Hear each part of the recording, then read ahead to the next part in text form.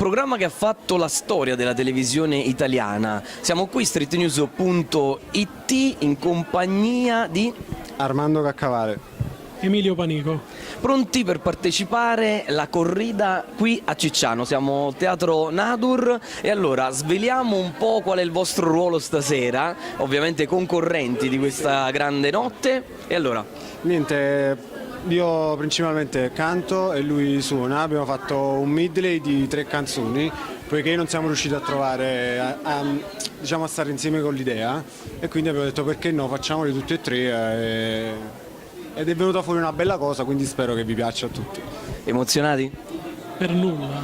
Siete timorosi di affrontare questo pubblico che potrà applaudirvi oppure fischiarvi? Diciamo che nasce quasi per gioco la nostra partecipazione, quindi puntiamo al divertimento. È quello lo spirito giusto. Va bene, noi salutiamo allora streetnews.it, la corrida qui a Cicciano.